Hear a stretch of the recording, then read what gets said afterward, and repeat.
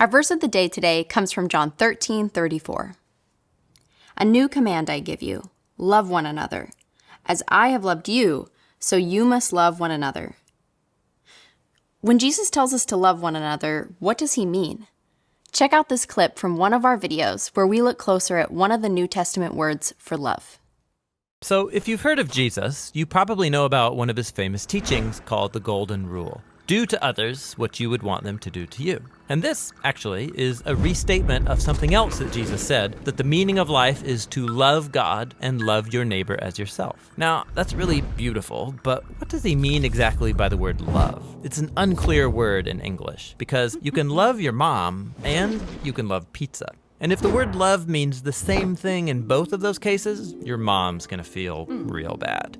So what did Jesus mean in his language? Well, first of all, this love your neighbor phrase is a quotation from the Hebrew scriptures, where the word for love is ahava. However, the language Jesus spoke and taught in from day to day, it was a cousin language of Hebrew, that is Aramaic, in which the word for love is rachma. But then, as Jesus' followers spread his teachings around the world, they translated them into Greek, using the word agape. But here's what's fascinating. The earliest followers of Jesus, who wrote the books of the New Testament in Greek, they didn't learn the meaning of agape by looking it up in ancient dictionaries. Rather, they looked to the teachings of Jesus and the story of his life to redefine their very concept of love. So one time, Jesus was asked about the most important command in the Jewish scriptures. And he first quoted from the ancient prayer in the Torah called the Shema. Love the Lord your God with all of your heart.